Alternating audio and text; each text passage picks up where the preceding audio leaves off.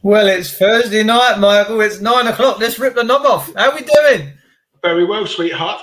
As you know, I went on holiday last week. For all you poor sods that were sitting there sweating, listening to Dave droning on and his chums, I just said that. I listened to your program. I thought it was really good last night. You held that very well, and I was surprised. Over 200 people looking at it, and which was good.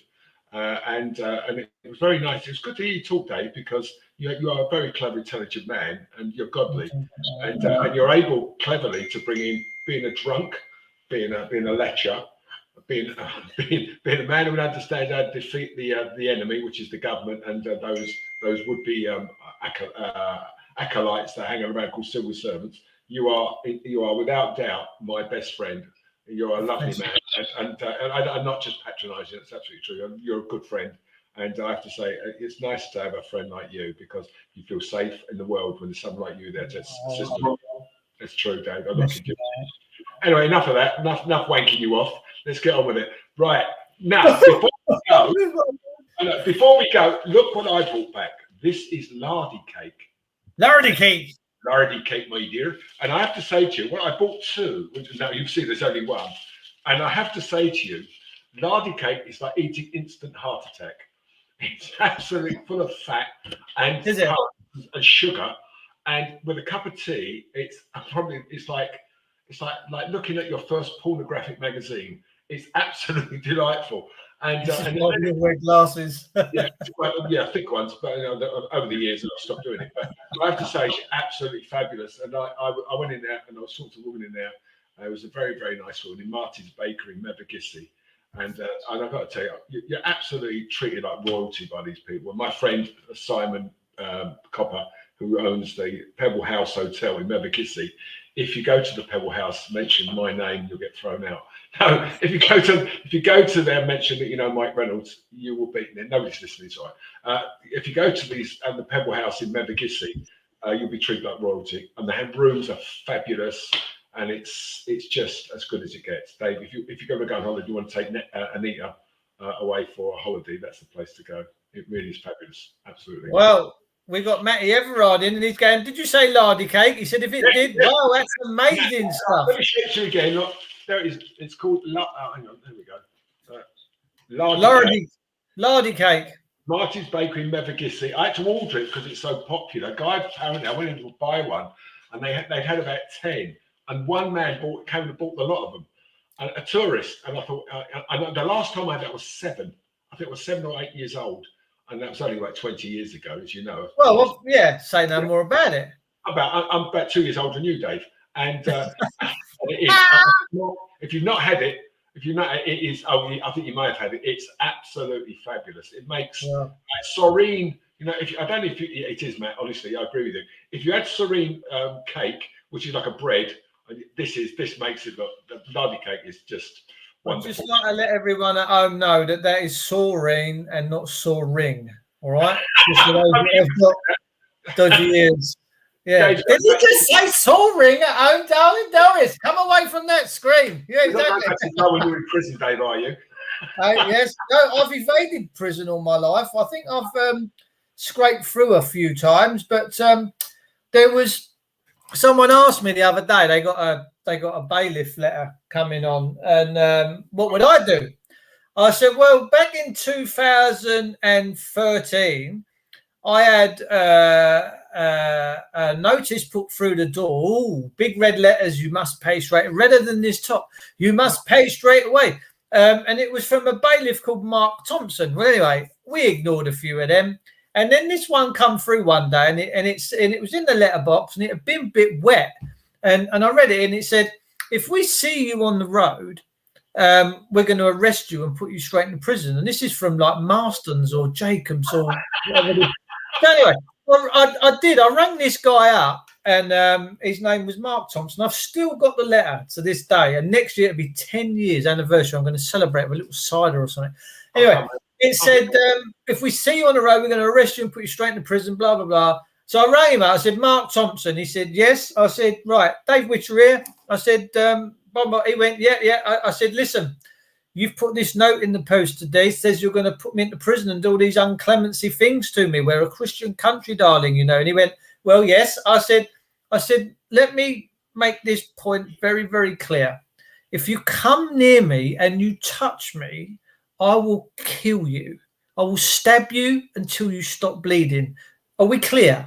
And next year will be the 10th anniversary of me never ever seeing Mark Thompson come to my house. So that's how I do with bailiffs. He's plotting his revenge, Dave. That's all. He's just waiting his moment. Well, you know, I don't know if he's going to come around next year and try and exercise that unlawful warrant. But yeah, this is like, guys, I do struggle with this country. Now, years ago, bailiffs and all this were introduced because when you were thieving and stealing and breaking people's property, sometimes that was the only method in which ways people could get recompense for their losses. But and the word bailiff comes from bailiwick. I know these old terms, I know the old laws, I know how things used to do. And for all intents and purposes, they were there for a good reason. But now, my word, anything and everything goes. And I caught this company quite a few years ago. I'm trying to think what their name were. It'll come to me in a second. But it said it was a High Court writ. So I thought, well, okay, Andrew something or other this company was from London. And I'm thinking, well, if it's a High Court writ, this is something quite serious. I must have run someone over. I must have shit on someone's letterbox. I've done something quite bad. Anyway, so I rang this company up, and this secretary on the phone, she went, oh, she said, hang on there. She said, hang on there. Anyway, she put me through to this guy, Andrew himself. So I'm talking to the main man who's behind this company. And I said to this, I said, Andrew, I said, you're telling me, I said, you're writing to me saying you've got a High Court writ. And he said, well, yes, we have. I said, well, fabulous. Will you send it to me either via the email or through the post so I can check its credentials? And he went, but it's a county court judgment. I went, so you're liars then? You're lying. You're lying to deceive me. This what happening? Anyway, he disappeared as well. I can't believe that we're going through this. And as today we found out in the news. I mean, I don't watch the news. I don't watch the telly. I've not watched none of the telly over this Queen passing away. I can't bring myself to watch it. But that's my own personal choice. I'd rather not comment on it rather than get into a trough of trouble because you can't please everyone and you're going to upset them on that side and please them on that side. So I'd rather just not bother, keep my thoughts on that really to myself. But Charles, apparently, is not going to be no inheritance tax, darlings. None of that. Is just going to be bequeathed straight to him. Now, that's all fine and dandy. But look, one rule for one. It's got to go across the board. If Charles ain't going to pay no inheritance taxes, surely to God, all of us must be of the same privileged position because Charlie is a sovereign and we're all sovereigns because we're all the same. And this is where it just all comes unstuck for me. And I just think it's so unfair that people are going to have to choose between lardy cake this year, winter, and putting their central heating boilers on or paying their electric bills. So many people now, even my missus's dad the other night was on the phone and he's going, "Oh, this electric's getting a bit tight." He said, we're starting to struggle. And I'm thinking, bloody hell. These people, I mean, I have to say, Dave, I don't know how people get to that state because nothing has really happened. Nothing has really gone to the point. In fact, if anything, fuel has dropped. As you see, petrol's going. I mean, even in Miami said that. Well, in Cornwall, I saw it down at 181 still a litre, and diesel was £2.10. In one or two garages, which was ridiculous. Which, as we all know, diesel is cheaper to produce than petrol. However, it's a rural place, and they say it's so more expensive because it takes forever to. I see Matt, in the dark, then. Yeah, I'll bring my girlfriend. You bring yours, Matt, and we'll see each other at the bottom of the bed. Yeah. I'll split it. Yeah. Anyway, so I forget. I lost my train of thought. Anyway, let's get back to the point. The point you're making, Dave, is most of what Charles has been bequeathed isn't his. No. The Queen's wealth is derived from all the stuff that they have, like the Royal Duchy of Lancaster, of Cornwall. The Duchy of Cornwall is produces about 25 million a year. Okay, which gives them an income. Well, if you look at it from that point of view, he has to spend out of that a lot of money on protection, all kinds of weird and wonderful stuff, which he doesn't necessarily get outside of what's normal. So he has to pay his own servants. That's not that, all that sort of stuff. So you've got lots of upkeep to there. That's not giving out what the government gives the royal family. And I mean, how the Queen's paintings and collection, which belong to her, they're worth trillions.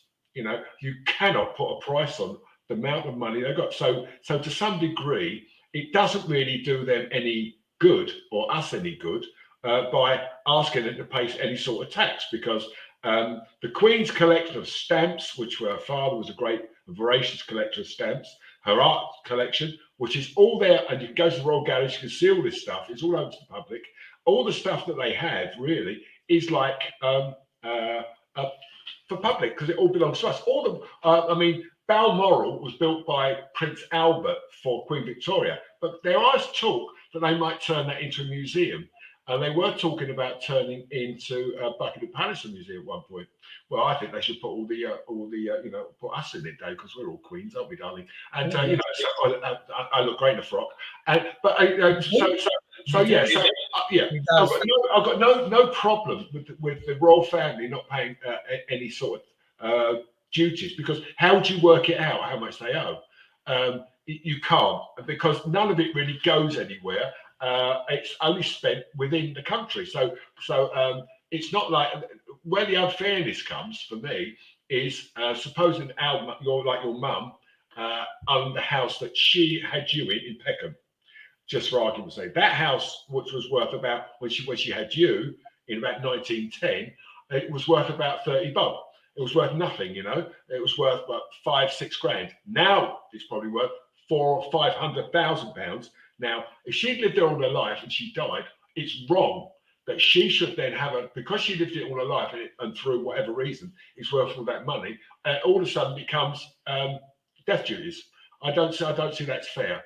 And that's where it all goes horribly wrong. And I think people have lived in their houses all their lives, and from no fault of their own, not because they've been greedy, but just through the natural progression of things, their investment has grown. So you could take a view and say, well, you should pay tax on investments. Of course you should, but then you're investing in your future necessarily. Your mother, my mother, who would have bought a house in the 1950s and 60s, like my mum did, my house that I lived in Brockley would have been worth about 4 million. It was so big. The house that I eventually ended up living in it was sold about 5 years ago, and it went for £600,000. So, but my mum only paid 24 grand for it when they bought it. So, so they didn't buy it as an investment. They bought it for somewhere to live, just like your mum did, and most working class people did in the 50s and 60s. I mean, people, when they got right to buy, didn't buy right to buy because they were looking at the future, thinking, I'll buy this half price and I'll get this and we'll be able to make a lot of money on it in years to come. That's something completely different. So I think it's difficult and harsh to penalise older people, particularly in their late 80s, 90s, who've lived in the same house all their lives, to penalise them and their families because they chose to stay where they were, and through that, the house has accrued value. I think that's morally wrong. I don't see why we are asking these people to do anything other than and live their lives the way they lived and live them good lives. You know, and it's slightly heartbreaking. But anyway, that aside, if you just to take a step further, I know you don't want to talk about the Queen, but I think we have to. Forget the Queen dying, which is 96 years old. You know, that's not bad. Not that she was a good Queen. You know, overall she was. Yeah, I had moments when I didn't particularly agree with things she did, but overall she wasn't a bad woman. I think she was the rock which this country was brought up away from the war on. I think she was a wisdom of knowledge. I mean, things like people going to her, some of the prime ministers that she's had. I mean, Winston Churchill. I mean, what did she glean from that man? I mean, there he was when she was a little girl. He bounced her on his knee, and then she became his prime minister. I mean, so at night, as she got older, and she met all these weird and wonderful people. I mean, was it 11, 12 American presidents? You know, Eisenhower, for goodness sake. You know, she met all these fabulous, interesting people in her life. She would have gleaned all this information, which has allowed our prime ministers to go and tap that. Not suggesting, under any circumstances, that a lot of them were bright, and a lot of them use that to make themselves cleverer, because a lot of them clearly were morons. This is a funny comment. I'm sorry I had to put that one up. you can't knock Courtney Pages going, wasn't a bad woman. He said, is he on glue? Well, yeah, only a little bit. I mean, I'm only one sniff away from reality, but it's true to say that she wasn't a bad woman overall. But I think what's happening here is right now people are frightened. They've lost their sense of cohesion, and the Queen was always there. And although they didn't think about it, they all thought about the Queen is the Queen. All of a sudden, they realised what the Queen actually brought them, and they brought them security. There's nobody else in this country now that I can think of right across the country who I would look to and think, who's the most secure person I could put my finger on? The only person I could think the most secure person, it would have been the Queen. And that's a fact. I didn't always disagree. I'm a monarchist, but I don't always agree with what they did. And I don't agree with. You see, it's a big one. I've been studying a lot lately, and this thing I'm doing with the Successors course, it talks a lot about monarchy and what monarchy is, and that the legal title resides in the monarchy. So if the founding document, which is the Bill of Rights, which establishes Parliament and what it can and can't do, and it says it may do nothing to the prejudice of the people, which means it can run the parks, it can do this, but if it starts harming people, it can't do it. It's not allowed to do that. It's restrained. It's got the cuffs on. So I know many people have written to the Queen, petitioning the monarch to say, madam, I'm not happy about having this broomstick shoved up my arse by this corporate government. And they've had no response, no reply, no interaction, no one from the royal family saying, actually, you're not supposed to be doing this to our people. Now, the king at the turn of the century, when Asquith, I do believe, when I asked him, he wanted to do something with pensions. The king at the time turned around and said to him, if that's what you want, you best go and ask my people. You need the backing of my people to be able to do these things that you want to do. Now, as much as the Queen was there and she looked good and she was all right up there for having a Marmite sandwich with all that, and that was all very interesting, but she stayed so silent on so many things. People must have wrote to her, madam, I've had my child stolen by the state. There's no real reason why. Why are the monarchy not? They're supposed to be sovereigns. They're supposed to be there under God. If we read Proverbs 18 to 25, it says clearly who these people are and what they should be doing. They should be godly. Why are they not acting and being godly? Why are they not standing up for righteousness? That's the big question I have. Where's the righteousness gone? Why are they not standing up for it? Dave, if you got to say that was taken away from them. That was taken away from them. No, that could never be taken away from a sovereign. Well, it has actually, because although the Bill of Rights and the Queen's coronation oath are all relevant, and they absolutely are, and that's inscribed in law. The Queen herself has no real constitutional rights. She's head of state, head of the armed forces, head of the Church of England.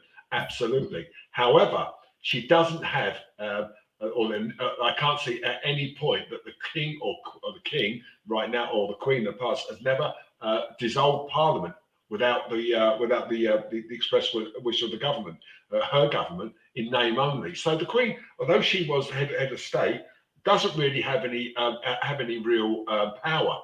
However, the armed forces swear allegiance to the Queen, and so do all the. Do you know why the Queen and the monarchs really nowadays have no power? It's because James I fled the throne when William of Orange, and the throne became vacant. The crown became vacant. So it was up for grabs, and it was grabbed. So all of the kings and queens since then have been really mere puppets, and the expression of the Queen in Parliament is just that. It's just an expression. That's true. That's true. Mostly true, but not quite true. Charles II tried to be a little bit more of a monarch, as did the Prince Regent. They tried to sort of like the Prince Regent. Well, what year was that? That was George. Was it George IV? Was it George IV? Was it George III? I can't remember. But it was George IV who was the Nutty King. Or was it George? George III, who went nuts. It was the Nutty King, and the Prince Regent. He became Prinny. He's the one who lived in Carlton House, which was knocked down. They built Carlton House Terrace there, which is off Pall Mall. So it's but hang on. 1714, 1830. Is this George III, the guy that you're talking about? Yeah, the nutty who went nuts. Who went nuts for a while. He went nuts. He had this disease that sent him completely loopy, so they brought his son George Frederick Arthur, or George, whichever his name is. They brought him, and they made him regent because the king wasn't in touch. Although he was alive, he didn't have any mental capacities. So he was brought in and he was a lousy prince. He became fat and obese, and in fact, he fell out with Beau Brummell. And Beau Brummell called him a fat. Who's that? He was famous. Said, "Who's that? Who's your fat friend?" And Beau Brummell fell out with him and ended up in penury in living in Calais. And in fact, at some point, as king, he went to see him, and Beau Brummell, was living in absolute squalor. But there you go. But anyway, and on a happier note, the Queen is dead, and we can only wish the King well. I personally, I think it was a mistake. I think William should have stepped over and let William be king. I think William is more in tune with current the way the country's going. However, if you go across, and this is what I want to get to tonight, Dave, because what happens in America happens here. Not forget, but the Queen is dead. Long live the King, and so and that's it. We must all agree that we do live in a monarchy, and perhaps the Queen dying like she has brought the four nations together, because I've never seen the Scots so in their tens of thousands coming out to support a monarch. Even Sinn Féin shook hands with the King. The leader of Sinn Féin in Ireland this week. That to me says it, the glue is there. If we can get that right, we've got a future. Isn't Sinn Féin the IRA? Well, that's the political wing of the IRA. They want Ireland for the Irish, and now Ireland for the Irish. It's not about Ireland for the Irish. It's about what the people want. Now they've had referendums in the past, and the people in Northern Ireland voted to be part of the United Kingdom. The problem you've got here which is tantamount to this. We're tantamount to starting another civil war. If Ireland, if the Northern Ireland rejoins Ireland, do the Northern Irish people who are Protestants then go on to become the IRA started to work, certainly. The comments are funny. The comments are funny tonight. Barry's down in Dover. He's going, I'm not eating that lardy cake if it makes you think like Mike, for fuck's sake. Yeah, absolutely. I don't know what you're talking about. Barry, tell me what you mean. Explain to me. Come on. Or come on and tell me what you mean. I generally don't think that many people that tune into my show are royalists, in fairness. And look, I met the Queen and Charles years and years ago. There was a school event going on, and they were coming to a church just down the road from the school, and there was about 15 of us that went down. And as they walked past, they would just they brushed past me, and I looked at Charles. He come through first with his little rosy cheeks, and then the Queen followed. And I looked at them, and I thought, but they're just men and women. And I couldn't understand why everyone was flag waving and passing out, and girls were wringing their knickers out. I'm just like, I didn't, even then, I didn't get it. I didn't get why we worship all these false idols, why the whole country goes crazy over just men and women. I wouldn't mind if they were godly. If I thought the Queen done her best to make sure no one was homeless, no one was having their children nicked by the state, no one was being made homeless, she had control over the banks, and that we was all at common law, the rule of law, then I probably would have shed a tear. For, do you know, that woman made sure that her people come first, and they don't, sadly. And I'm hoping one day, maybe just one day, that people through the times that are just about to be bestowed upon them, because I tell you, this Christmas is going to be tough. You are going to be seeing so many people in this country can't pay their gas and electric bills. Then you've got the companies coming in, switching you all off. You're going to see houses up and down the country with no gas and electric. What the fucking hell's that all about? See, here's the thing. That's putting life at risk. That is bringing death upon people. That is knowingly, willingly, causing people harm. Yeah, I agree, Dave. There's a number of there's so many issues which go to make up what you just said. You know, can we as a nation can we control the price of energy? No, we can't. However, why is it that the price of oil and gas is this, but you can use green energy? If green energy isn't oil and gas, then why are we paying the same price? Why are we paying the same price for green energy, which is cheaper than supposedly, and why are we? So if we're all on this green energy, why are we paying the same price? Would you just the simple thing is, ring up the National Grid. I implore anyone that watches this show, just ring up the National Grid. Don't care where you are, Scotland, Ireland, England, Wales, wherever you are. Find your local National Grid, ring them up and say, excuse me, how much do these third-party interlopers, these bulb energy... I mean, the thing is what I said to you, I think 2 weeks ago when we were talking about this. And I said, why don't we as a nation get rid of all these interlopers and say, fuck off the lot? That's what we need to do. United Kingdom, all of us households come together, all of us, and say, we'll all form our own energy company and we'll sell it at no for profit. However, then you get the problem: who runs it and how much to pay them.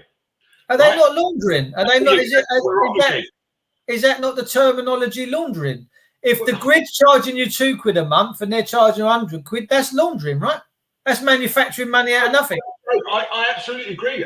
But see, the thing is it always goes back to Animal Farm. You know, all men are equal, but some are more equal than others. You know, absolutely, that is how it is. So the Queen was a constitutional monarch only, and had no real power, although she had to sign off everything.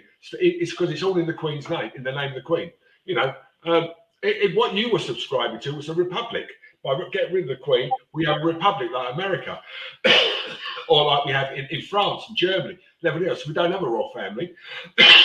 However, I think a constitutional monarchy could be okay, providing it was constitutional. And see, this is the thing: this country needs to come back to being constitutional and the rule of law. The reason why I say that and I bang on about it is because it's established, it's firm, it works.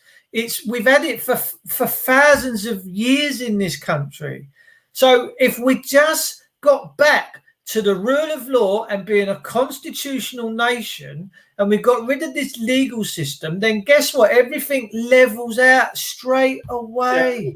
Yeah, let's make this rosy glasses, whatever, rosy tinted glasses.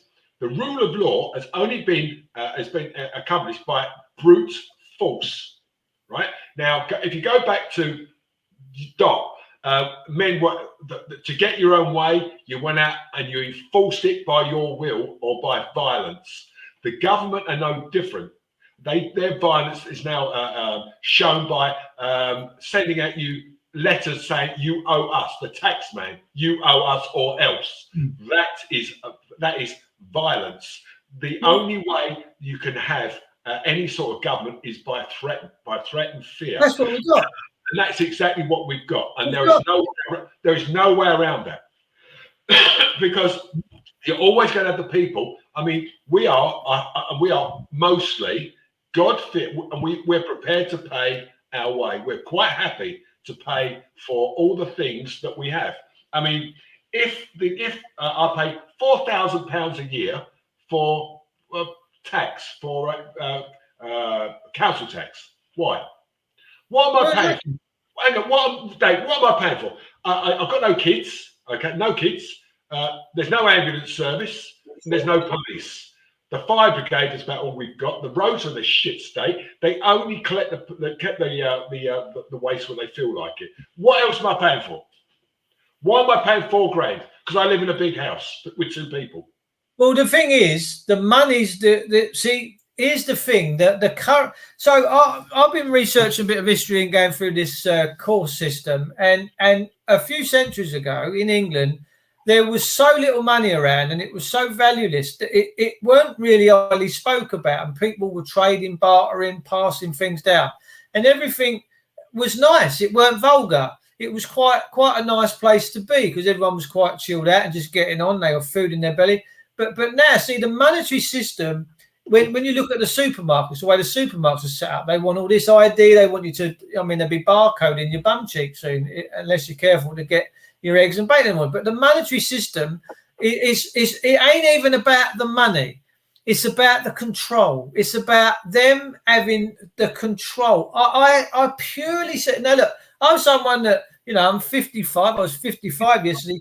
And as a teenager growing up and all that. Happy birthday. Everybody, happy birthday, Dave. Oh, bless your heart, man. I didn't know. I'd have sent you a card or a lardy cake. Yeah, but the monetary, a bit of lardy cake. The monetary system now is all about the thumbprint. It's about the thumbprint in the back of your head from the energy companies. Look, we know they're having it off. But here's the thing. How long is it sustainable for? Because let's say, and the rule of law is not what you think it is. The rule of law, everybody's equal under the rule of law. Everyone's equal and afforded the same thing, whether you're in the police, whether you're judiciary, or whether you're a road sweeper. The rule of law, everyone's equal. Yeah. In a world of utopia, everybody's equal. But that's not true because the elites don't think like that. As well as I do, all they're doing now is position us in to take everything we got away from us. Why? Look at what's happening. If you take what's happening in America as a good example, in California, they're now saying they're having blackouts for air conditioning. They haven't got enough electricity to supply the amount of people there are. Okay, which is that's it. But they're still encouraging you to go out and buy electric. Thank you, Sonia. They're still asking, going to go out and spend over 60 grand. Yeah, exactly. Over 60 grand for an electric vehicle. And I know what they're trying to get us to be reliant on electricity, reliant on the cashless society, reliant on the government for everything. They will take it's like when you've got nothing, you'll be happy. No, we fucking won't, because we won't sit down and take nothing. Because when you've got nothing to lose. Right.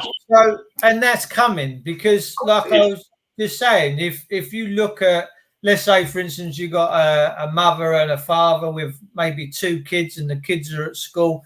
Mum might be working, dad might be working. Now they might be having a nice time, but when you look at the relationship to, if they're working on the cards, they're working for companies, their wages might be going out, I don't know, 5-6%. And it is just a revolving hamster wheel. This monetary system is all about keeping the hamster wheel spinning.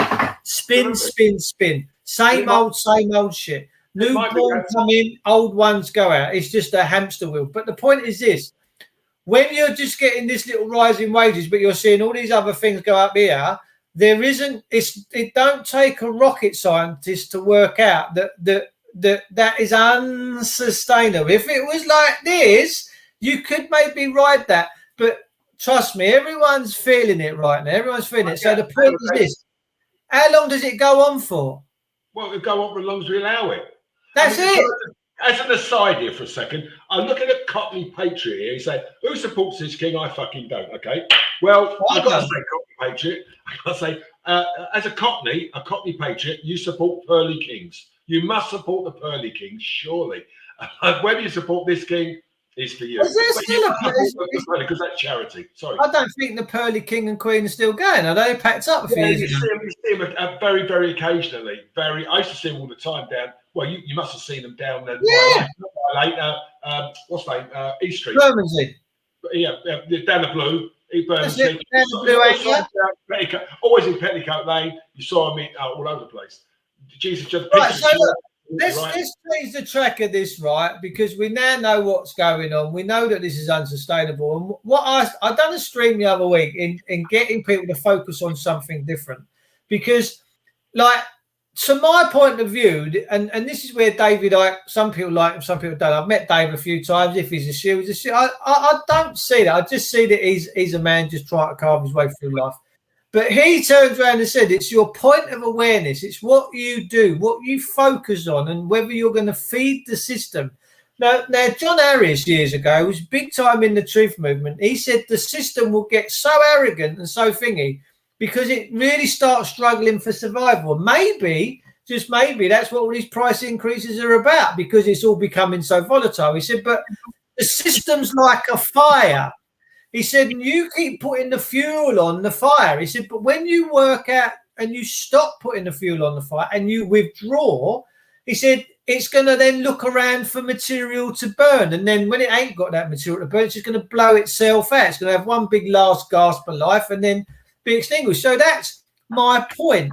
If you can, I keep saying to people, whatever it is that you can do in your life, right, it doesn't mean you're tight. It means that you're starving the beast. Now, people say to me, Dave, you don't have Sky TV. No, I'm not going to support these corporations like my road tax and all that. I'm not going to support, because it's fiefdom. They're just thieves, and it's not law. Their corporate system is just that. It's just a corporate system. It's got nothing to do with law. So if we focus on what we want to be and where we want to go and the world that we want to manufacture, let's go and manufacture that. Because there's nothing stopping us departing from an old and placing our thing into something new and manifesting a new world. And we can do that. I mean, I starve the system like there's no tomorrow. You know, even down to growing loads of food now, and venom are billing around everywhere. They're just getting nothing from me. Dave, there is the one thing that stops us going ahead with that, and that's the people. The people won't support it. The people won't support it. They're frightened to death. If everybody said we are not paying our council tax, what they're going to do? If everybody in this country said, fuck you, I'm not paying my council tax, I'm not paying my mortgage, I'm not paying my credit cards.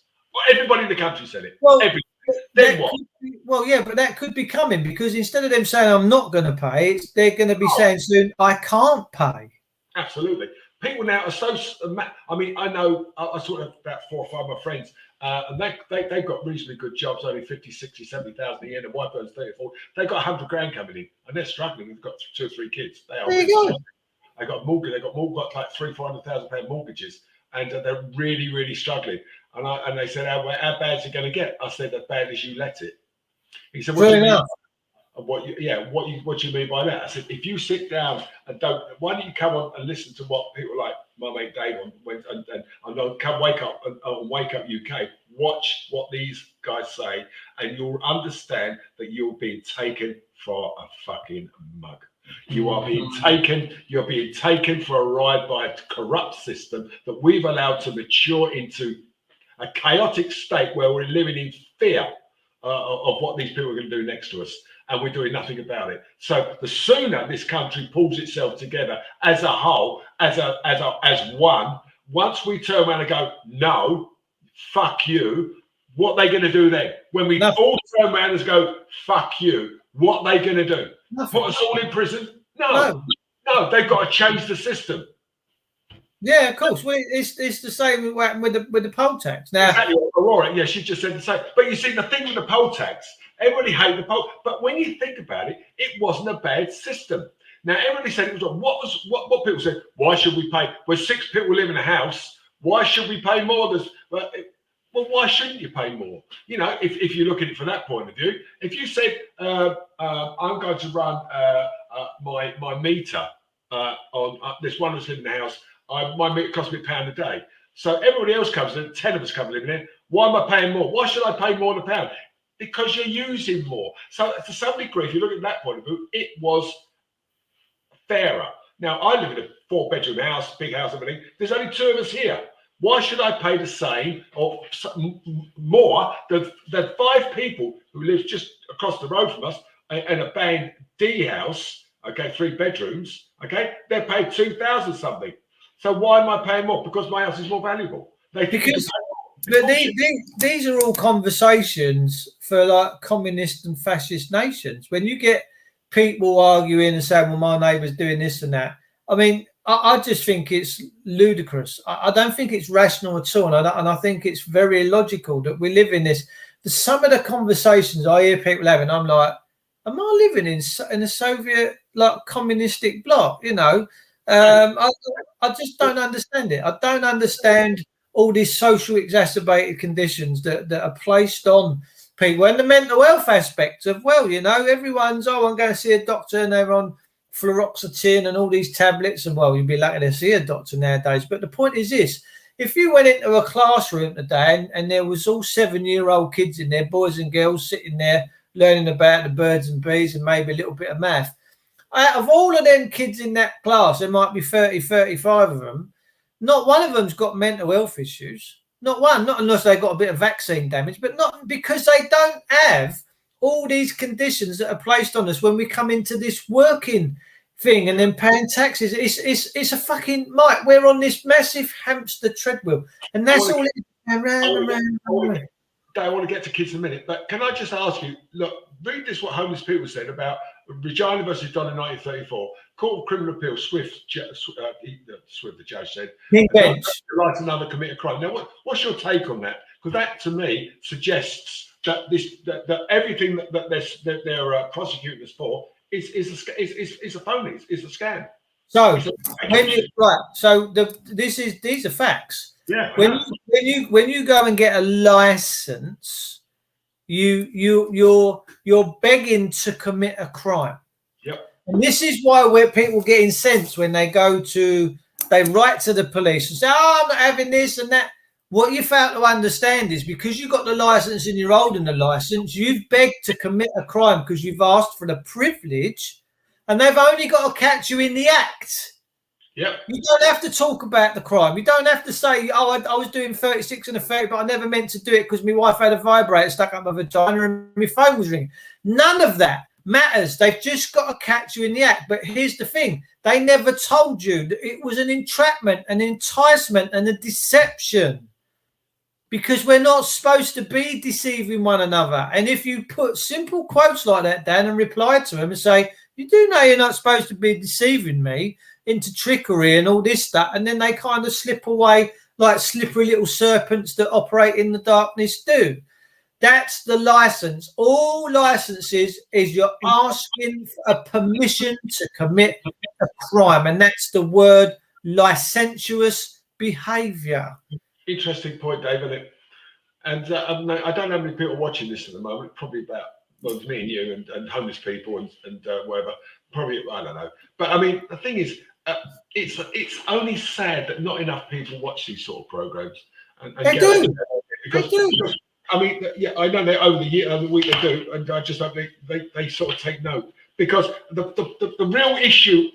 I want to express that. It's what I was talking about earlier, Dave. I was talking about what comes from America comes in very quickly, and I was looking at the news, and they are now talking to 3 or 4 year olds and kids just on potty training, asking children about gender equality, and telling children between 3 and 8 years old, showing them pornography.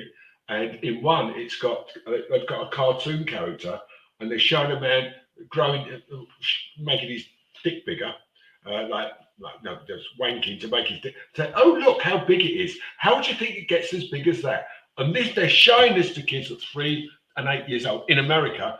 And this, to me now, is getting to the point of, what do we do about teachers who are going to show our children, innocent children, who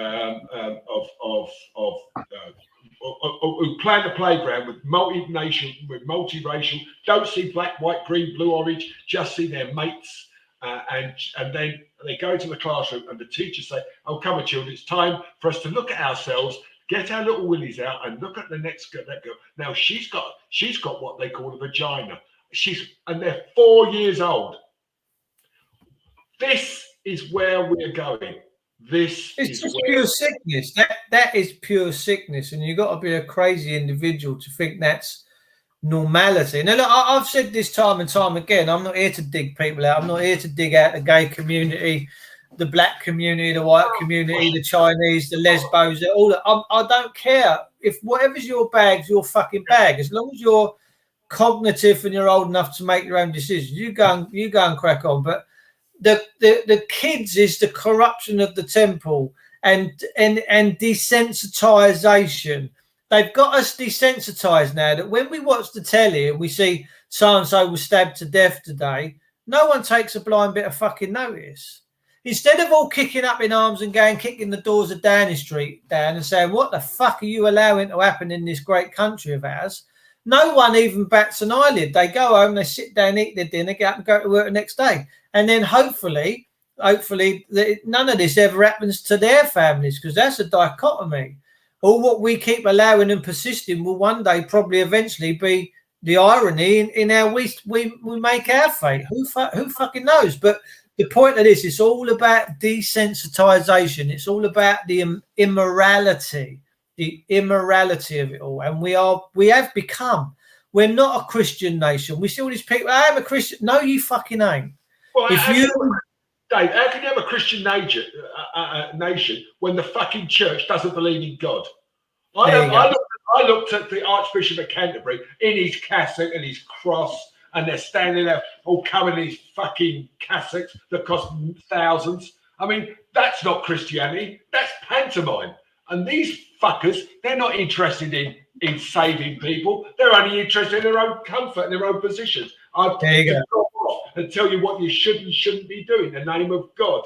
And while these fuckers are sitting there sticking their dick up somebody else's arsehole, because that's what they do, because they're scumbags. They're fucking full of shit. And these people they don't deserve to be in the position they're giving it. And they're not priests, they're not vicars, they're not bishops, they're disgrace to the nation. They're not, I remember when I want to get married. When I want to get married the second time, and I phoned up a vicar, I said, oh, you would like to get married? I'd like to get married in a church in Islington. He said, oh, well, that's lovely. When would you like to get married? I told him when. He said, I understand that, he said, have you married before? I said, yeah, absolutely. I'm divorced now. He said, can't marry in church. I said, why not? He said, no, the church doesn't recognise people who've been divorced and can't get married in church. I said, then, will you bless me? No, I'm not prepared to do that. So I said, the fucking Church of England was set up so Henry VIII could get married, and that's why they set. I said, are you saying therefore that you're going against the doctrine of the fucking church and why you were set up the Church of England in the first place? I'm not prepared to get into political argument with you. I said, I'll tell you what fucking argument I have with you, mate. I'll come around and give you a fucking right hand, you piece of shit. I was fucking furious with him, and I saw him sometime later, and I did get married in church at the end. And I saw him sometime later. I said, "You're the arsehole that stopped me," because I went to a cocktail party in Islington, darling. I was one of the worthies. I used to give them money, for I can't remember because I could support some charities. And I was there, and there he was standing. I said, "Oh, Father, feed them all." And he went, "I'm sorry." I said, "Oh, Father, feed them all." I said, "You stopped me getting married." "I'm sure I didn't." I said, "You fucking did. You told me you wouldn't marry because I was divorced." "Oh, I tell that to everybody." I said, "Why said it when the Church of England was set up so Henry VIII could get married?" Why is that? Why are you going against the very reason you're in existence? Well, if that was the morality of the time with Henry VIII, that's the reason, really and truthfully, why he stopped being a papist and kicked Wolsey in the teeth and all that, because he wanted to get rid of the papal side of things, so he could reform and start the Church of England. Was so that really and truthfully he could just do what he wanted to do and have as many wives as he did. He did have the disciple of Satan, Thomas Cromwell, working for him, didn't he? But then again, they chucked his off as well. So there you go. Christ don't dwell in them places, and he certainly doesn't dwell inside of any government. As far as the church is in here. The church is in here and in your heart. It's in your body, mate. That's your temple. Of course it is. Yeah, of course it is. So that's true. So if all men are created equal and no man can own another, why are we in this mess? I don't even know what drives me to do and say the things I say. When over the years, Mike, if I could sit and tell all the stories about the people that I've spoken to that have been buggered in children homes, that have had all of their property stolen by the state, that have been bashed up and bloodlet in their flats by the police, and all these sort of things, I could run a show for God knows how many hours. But the thing is, I'm at a point now where what's the point in bothering? Because no one seems to give a fuck. So I'm at a point now where I'm going to sort my shit out and carry on doing things like this. But Facebook, no one's seen me on there for about the last month because what's the point? Where's just no point? I'm just wasting my time, wasting my life, and I'm not prepared to do that. So there you go. Well, unless you are a left wokey, lovely little arsehole kissing, minge munching gay guy, you won't get on. You won't get a voice on any of the Facebook or Twitter or whatever. I mean, because that's what they want. They want us to all to be the same. They want us to be live their life. I don't live my life like that. I'm a man. You're a man. I see a woman. A woman's got tits and a vagina. That's it. You can't change that. Look, I mean, the thing is, they say, they got Ben Shapiro, who I think is and Jordan Peterson. Ben Shapiro's, he came out with the best. He said, look, you could take away what you like, but a man is a man, and a man can't get pregnant. Yes, they can. How? How can I, as a man, not a woman, turn into a man? How can I get pregnant? Oh, a lot of people told me to get fucked over the years, absolutely. But even if I followed their advice, okay? I mean, it's just about what? YouTube ban coming up. Yeah, absolutely. It's just... yeah, so, yeah, but YouTube ban coming up. He's right though. But YouTube seem to be letting me, they're all right. It's Facebook at the minute. They carved me off about 3 or 4 weeks ago, give me a ban to say, and I thought, I'm at the point now where I'm just like, I ain't even going to go and get that account set back up. Let it just fester. I can't be dealing with these people. Dave, can I just, look, forget that for a second. What's more important? You're doing your bit of the flower pot men thing, aren't you? Over your left shoulder, you have a candle burning with a flower pot and a cup on it, right? Explain to everybody why that is a way to keep your house warm. Oh, it's old technology, really. And in fairness, ladies and gentlemen, if you're watching at home, I would use metal pans and metal trays because sometimes terracotta pots can crack. They get a little bit too hot. But basically, they're just teapot lighters, and the terracotta gets hot. I mean, I've been sat here for an hour. And it's roasting in here now. I mean, I could put that out. I just can't be asked to turn around right now and blow it out. There's only 2 or 3 candles going in there. But they keep, so I'm going to encourage anyone out there in the world, bailiff firms, courts, send me as much paperwork as you can get. Energy companies, I want all your bills and your demands, because what I'm doing now, I'm paper macheing cardboard and paper, and I'm compressing it all down and making fuel bricks for my log burner for the winter. Beautiful. And they last for 4 hours. You put one on, they last for 4 hours. So I sit there, keep my hands warm all night with my log burner, and it's only free junk mail that's coming through the one, Dave, I've got one. Look. Hang on. Who's it from? SSE? Oh, the TV license. Oh, we watched them. Yeah, I'm here on the 29th of September. They're going to send the detective van round, Michael. You're going to get into trouble now. What? The thing is, you see, I've actually got one because I've had one. It's just paid by direct debit, and I forgot all about it. And so I'm going to wait. Like getting made for men's menstruation. It's true. It's true. They're better than the sanitary towels. Anyway, so the point is that I'm going to wait for them to come round and bang on the door, and I should say to them, "Fuck off," and close the door on them, and just let them take me to court, and I'll say I've got one. Mike, there is, right. Here's the thing. Back when I was waking up many years ago, right, I laid down all the bits and bobs that I wanted to have a go with. And I looked and I thought, who's going to be the easiest one to deal with here out of all these things? And the TV license thing just leapt out at me. And it was at the time when Savile had just been exposed as being a paedophile and all that. So I said, right, I'll deal with the BBC. So I phoned them up and I said, I'm not sponsoring Jimmy Savile. You're into paedophilia. Forget it. You're never going to get another thing out of me. Dealt with that quite swiftly. Then I moved on to other things.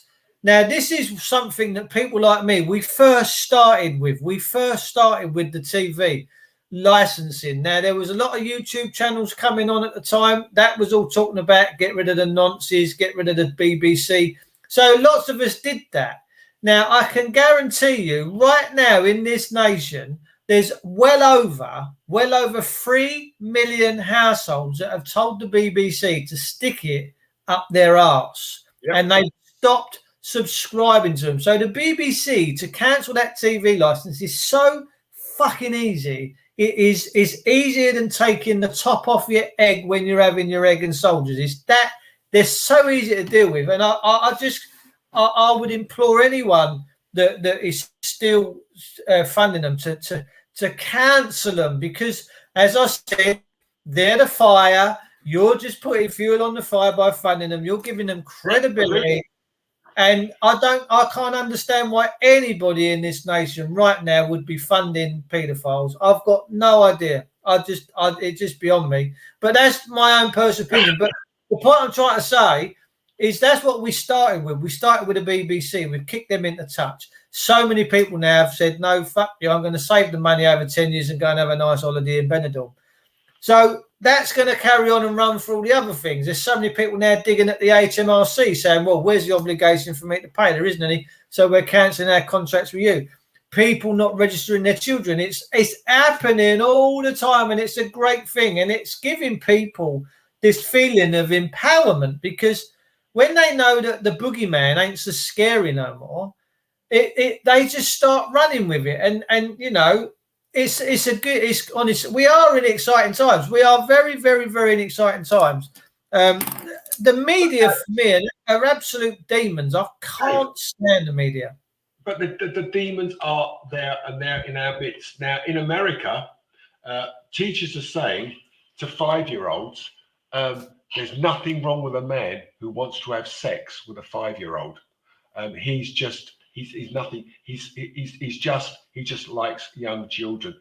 So they call MAPS out there. I forget what it means. It's like paedophiles now are being encouraged to be loved by youngsters. Well, if anyone had touched and I'm going to put this out there now, and I don't even care if I do get a YouTube channel strike. If anyone had touched my kids when they were that age, their testicles would be swinging from a lamppost somewhere. Because it would be the testicles. They'd been up by their testicles. Yeah, I'd shoot them. See, I got no time for none of that. I'm very cut and dry. You know, I think. I don't know what I think really right now. I know that there's something in the wind. There's something just around the corner for many people in this country, and they're feeling it. They don't know quite what it is, but we still got some tough times to go through. But I think ultimately, out the other side, we're going to be just all right. We're going to be just good. And everybody in this country, they're all too scared. Hold your nerve, mate. Hold your nerve. I mean, the thing is, then it's not just one person on their own. There's millions out there, and they can't do anything. They could do a lot to 10,000, but they can't do anything to 3 million. Now, a lot of people say don't pay. That's not. I don't agree that that's the wrong. I think that's the wrong thing to do. I think pay what you can. Okay, be seen to be paying what. Even if you're paying what you paid last year, even if you're saying you're paying 100 quid a month, I'd keep paying 100 quid a month. I'd keep paying it. Don't not pay it. And then they'll say to you, but you owe us all this money. You say, well, that's all I've got. So what do you want to do? You're going to cut me off. So before and they will do. Before they do that, they have to take you to court. Yeah, but no, but the thing is, the courts are swindled. The courts are biased. The courts. I think the courts are going to take a view on this. I think it might be when the worm actually turns in our favour, and I think that yes, although we're wrong, I cannot see how they can start making millions of people live in absolute, in cold, in freezing temperatures, and have to choose between eating and heating.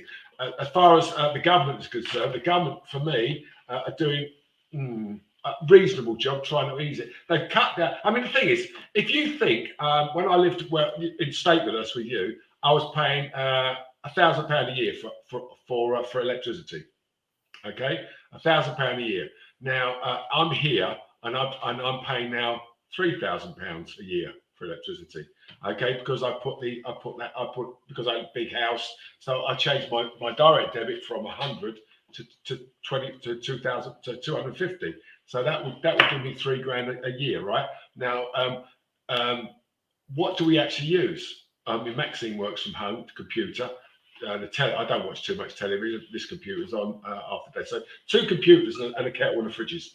Okay. Now, if you do that, they say it's going up to. I don't think it's going to be quite as bad. The cap that we've got, they've capped it at. It's not saying that's all you can ever pay. That's where people think, oh, I can only pay 2,500 quid. No, you can't. That's the cap on the amount of on the cost of energy. That's it. So don't get carried away by people thinking it's not going to cost me. But it will. If you've got all the lights on all your life, and it's going to cost you 30 grand. Who knows? So but you shouldn't have to live like this, Mike.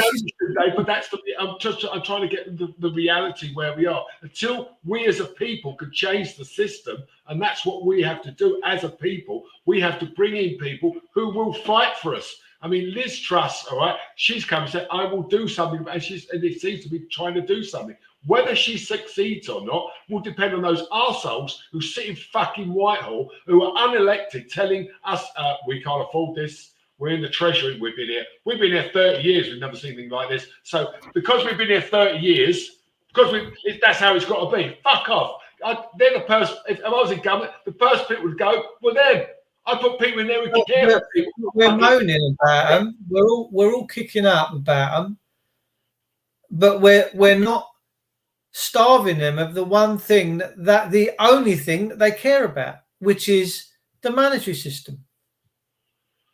But if we starve them of that monetary system and we don't let them have their way with us, then that's the only time that there ain't no other way. They're only interested in money. Cancel, can't pay your council tax. It's getting beyond a joke. And I listen. We're just about to come into October, November. There's going to be pensioners, and there's going to be I reckon that you'll be going. Well, but you're a good-looking one. There's going to be people up and down the land where there's no lights on in houses because, I mean, I'm at the ready just to switch off and go full solar. I can do that, no problem. So it doesn't bother. I'm not bothered either way what they do. Tell people how much it costs to set your whole solar system up. Yeah, if you shop around and you've got a little bit of room, you can set yourself up with a nice 4 or 5 kilowatt system with inverters and batteries for about 4 or 5 grand, 6 grand maximum. So when you're saying we're going to charge you 2.5 grand a year for your electric, well, it ain't going to take you long. How much electricity would that like? And you've got, hang on, pretty much all year round. Pretty much all year round. Yeah. Don't understand that you've got 3 horses and stables, right? Which have to be heated to some degree. You've got a reasonable sized house. You've got your sheds and everything else, which may or may not. Yeah. Would that be enough to heat that whole house? Yeah, because during the winter periods, you'd have a generator popping on every other day or whenever there is no sun through December and January to just top off your batteries. But other than that, from February onwards, and that you're pretty much your solar system, your only drop-off months really is a few days in December and a few days in January. Yes, you change your habits a little bit, but in the summer, there's an abundance. I mean, you could never use the amount of what you produce. If you've got a very big battery bank, then the bigger the battery bank, the better, because then through the grey days, you can pretty much get through. But you'll be surprised how reasonable you can set yourself up. There's a family on YouTube. They're called the Off-Grid family, or off-grid living. They've bought woodland. They've moved into woodland. They've put solar panels up on this like carport thing they've built, and inside this thing they've put their inverters and everything. I don't know, but the amount of power, they've got workshops. They did a test the other day. She turned the washing machine on, dishwasher, hairdryer, the Hoover, kettle, and it didn't even come up to like at least half of what that inverter can do. So she said through the summer, every single day, man, we can have whatever power we want, but it's only January and December really that you're going to get a few days where you have to be a little bit careful. But other than that, solar's pretty much good all year round. Use a generator to boost up the power. Oh yeah, whenever your solar panels ain't giving your batteries the boost they need, you'll look at your device on your Bluetooth and you think, well, my batteries are dropped down to 20%. I'll best just go and chuck a bit into them, and then you might top them back up to 40-50% and try to see what happens the next day, whether the sun comes up. So yeah, the generator side of things with solar, yeah.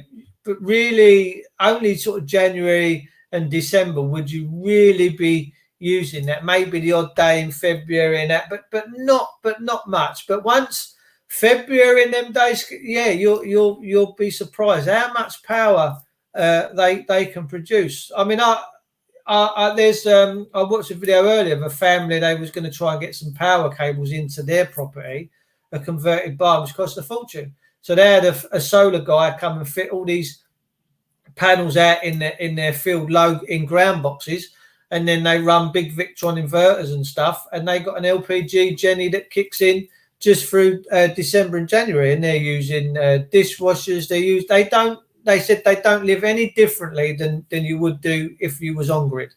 And if I was to go completely off grid with my solar, I'd be living like that. It wouldn't bother me if the Jenny kicked in and cost me 40 quid a month to run that through January and February. I've had no problem whatsoever in doing that, because the rest of the year it's all on the solar. So to most people, it's heating hot water for radiation. Yeah. That's where the money would be spent. Okay, so if you had a couple of panels to heat your hot water, I mean, it doesn't matter if they don't work in January, February. To full extent, because through the most of the year that would quite across the year. So although it might become expensive in December, January, February, perhaps for 3 months, for 9 months you're living like free, and you just keep putting the money away for those months where it's going to cost you more money. So, there is some, if you look at it, literally a light at the end of the tunnel by solar power. Solar's better than good. It does come back. If solar's so effective and it's free, once the infrastructure's done, and it is, okay, why are we I'm on a green, I pay for green energy, right? Why am I paying for the same money as oil and gas? If it's more efficient to produce energy by wind and sun, why am I paying for oil and gas? Why am I paying the same? Spearthrow, how you doing, man? It's illogical, Dave.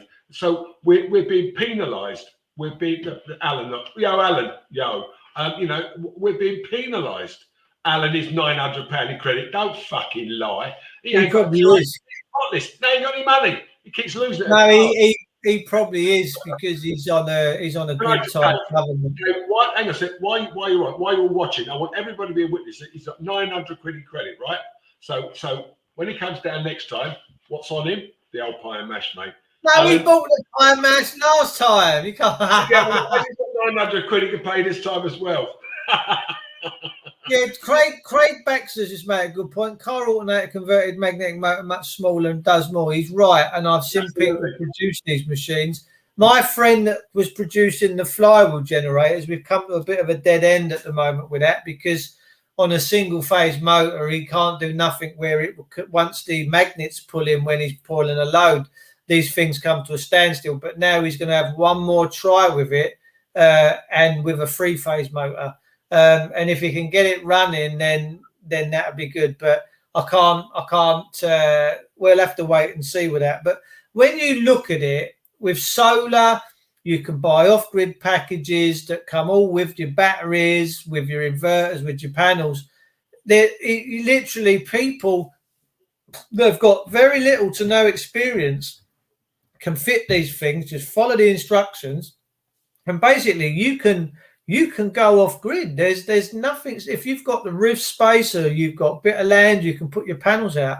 I don't mind them down near the ground level because they're easy to maintain. You ain't got to get on the roof and climb on it to wipe the snow off of them and to maintain them. You can check that there's no dry joints behind them and not going to catch fire.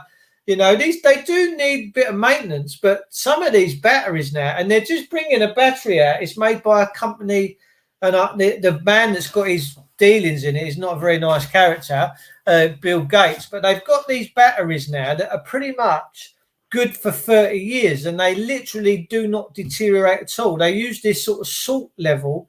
I'm trying to think the Amphi batteries or something, but I don't know when they're going to come out in the market, but these things are going to be so efficient and so perfect for a solar system as well. Well, the thing is, Dave, unless they get rid of, they've got to get away from lithium because lithium is produced by China. All the solar panels are made by China, lithium batteries are made by China. Everything to do with solar and energy is made by China, okay, as usual. Now, why is it we can't produce this stuff in this country? We can produce all kinds of weird and wonderful stuff, but we don't. We seem to be saying cheaper import it. Why? Is it because we charge too much money for labour? Perhaps, but so fucking what? I would rather pay another £100 or £200 to have stuff like this made in England by English people than a load of fucking scumbag Chinese who are run by a corrupt, murderous government, which are killing their Uyghur people in parts of China and getting them to work and produce the goods that we buy and get cheap. That cannot be right. That cannot be right. We are definitely going to get banned by YouTube. We might do, but no, we're a scarce nation. But we're not scarce. There's no shortage of gas. There's no shortage of oil. If you pour oil out of an oil field and you just say let's take 30 or 40% out of an oil field, if then you go away and leave that oil field for 2-3 years, when you go back, it's full up again. The planet just replenishes these things. So there's no shortage of gas. There's no shortage of oil. All these things are just being controlled and made scarcity. Now, we're not a forward-thinking nation anymore. We used to be. We used to have good inventors. We had Frank Whittle. We give the train. We've done all sorts of great and wonderful things. But we don't put that power into, because we don't encourage that. Like, you know, we can run engines on distilled water, but that obviously don't serve the corporations. It don't keep this scarcity and this thumbprint in the back of our head. The only way we're going to start freeing ourselves is if we think outside the box and we surely do need to think outside the box. But it's gonna come. You're gonna, because we're just coming up to the end of the show, and I've got to go to work tomorrow. But you're gonna see a situation, I think, within the next year or two, easy, that we're going to have no choice but to make hard choices, and we're going to have to say, well, I can either give some fat cat in an energy company this week's money, or I can either fill my belly and feed my kids. So these people are going to. But what? And then no, I don't. I think by this, Dave, if you look at it logically. The hardest thing for a man to do is to suddenly come to the realization that he can't feed his family, can't look after his family. I cannot believe that any man would sit here watching what we're saying, like what I'm saying. No man would feel it would be emasculated to say, I can't do this, I can't look after my family. That becomes desperation. That becomes desperation. With desperation becomes civil unrest, and then civil unrest becomes what it is, anarchy. And that is what this government are terrified, like all governments are terrified of, a massive amount of civil unrest when you've got troops on the street, armed, shooting people for looting and whatever, which we've had, we had in Croydon and all across the country, you know, when that guy got shot, what's his name?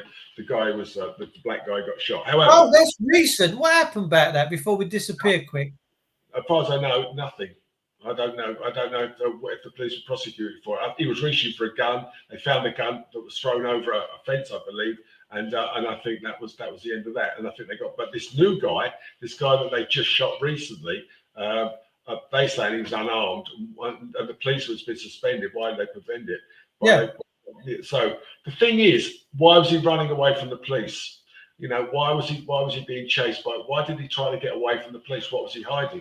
Then the trouble is, there's no transparency between us and well, look, if I hadn't done nothing wrong, and the police just saying, mate, I'm going to fucking run from them. I don't want to be my bumhole. The thing is, we don't know what the background of this guy is. You know, they say he was a father, he was good back getting married in January. All right, fine. So was Al Capone. You know, so were lots of other people who are real gangsters. Right. If we don't want to get frisked by the old bill, do we not have the right to walk away then? Do we just have to let them fuck us and do whatever they want to us? But the thing is, if you've got nothing to hide, all right, and the police will stop you, you say, no, I don't know. That's German mantra. That's that's fascist mantra. I'm not obliged to stop. I'm not obliged to talk unless he suspects me of a crime. That guy was they tried to stop him in a car and he sped away. And they eventually called him and now the point is this guy got shot, and which is not right. Right? It's not right to shoot someone. But what did the police know about this guy that made them think he might have a gun? Probably nothing. They probably made it up, Mike, like they make everything up. That's the problem, Dave. We don't know. Like the poor fucker that got shot, that Brazilian guy got shot on the subway, was it 17 times in the head? I mean, and it cost them 50 million, wasn't it, to go 50 million to the family? John Charles de Menezes. Yeah, that's it. Was it 50 million? Do you know what happened? Do you know why he got shot? It was mistaken identity. Yeah, because what happened was the copper that was supposed to be marking the house and watching everyone that was coming in and out fell asleep, and the assailant that they were supposed to be watching come out earlier while the copper's snoring. Copper woke up, see the Menezes coming out, going to work, thought, right, it must be him. So it's the policeman fell asleep. That's what happened. I know that firsthand because my mate was in SO19. He told me. I don't like talking about it too much because I don't want to get him into any sort of thingy. But yeah, no, look, if you've done nothing wrong and the copper's got nothing on you, mate, I don't want them fingering my bumhole. I don't want them. When you're in a car, right, and the police say pull over, right, you've got to stop. And they say, well, you do in a fascist country. Good afternoon, good morning, officer. Why have you stopped me? Because we believe that you are carrying a gun. I said, I'm not carrying a gun. Whoever said that they were the bosses of this country, whoever give them this country. I'm only trying to be. I don't understand it. Now, I mean, the thing is, it's just like was it Dawn Butler whoever it was, this black woman who rode around in Hackney in a brand spanking new £100,000 Mercedes, driving round. And she was antagonising the police, and the police eventually stopped her. And she accused of being racist. She stopped because I'm black. The driver was a white guy. Okay, they did stop because they drove because he was acting in a way which caused them to be suspicious. Now we all know what the police are like. I'm no friend of the police, and like you are, you know, I'm quite to believe anything the police. It's the police are guilty to me. I'm not saying I'm not a friend. I'm saying if they're Dave, we all want the police to be straight up and give us what we need, which is protection. That's all. Be like the fire brigade. Be like the fire brigade. Be like the fire brigade. Be heroes. Come round to people's houses. Drag the wife out when her hair's on fire. Save the kid. Be heroes. But turn up when we're burgled. Don't tell us it gives a fucking crime number. Well, there you go. I mean, and the problem is that too many people are being prosecuted for bullshit.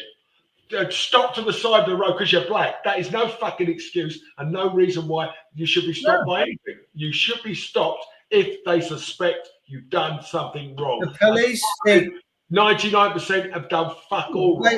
They think they own it all. They think they own the world. They think they own the country. They think they own the people. And I think it's time we all. That's the problem.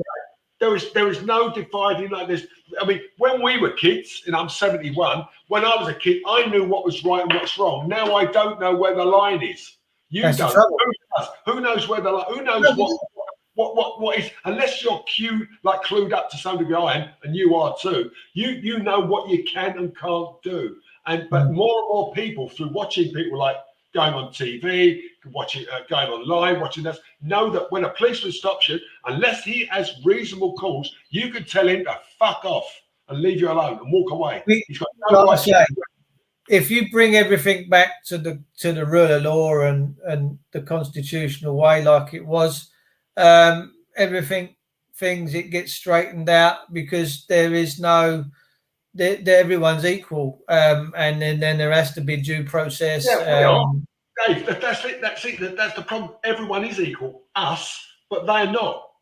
They're not. The police run the police for the police. Well, they're running around like sovereign people because they got the guns, they got the wood. They've got our buildings. Their buildings are our buildings. This is what I don't understand, Mike. I mean, I've got to go soon anyway, because I've got to get up for work.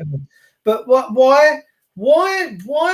I would never, if someone was to come around my house and profess to be my slave master and start beating me about, I'd have something to say about it. I certainly wouldn't fucking give him any money. I don't understand, and I never have understood, why we pay and contribute to this system for them to fuck us up the arse, and that's all they do. Dave, whenever they look in your car, they're looking to fix you up. Oh, I can smell drugs. No, you can't, Constable. I'm sure I can. And then you're out. They've got the finger up your arse. All your doors, car doors, right? And I just think they're sick bastards. I absolutely think they're sick, fucking horrible people. I really do. I agree, Dave. I mean, it gets the point of this. And perhaps we'll end on this, because this is a simple term. Just a one easy thing. You're standing there, you're filming at the side of the road, a police car, right? Yeah. Comes out, what are you doing? I'm on the sidewalk. I'm on the pavement. He said, why are you filming me? So, because I've got every right to film you. Okay, fine. He said, well, I'll take it. I said, what's your badge number? What's your collar number? What's your name? I'm not telling you that, Woody. That's wrong at the start. They have to identify it. Or they'll say, and they start getting aggressive. They stand too close. You say, back up, mate, because you're standing a bit close to me, and they're walking towards you, which is very intimidating, threatening. So you hold your own.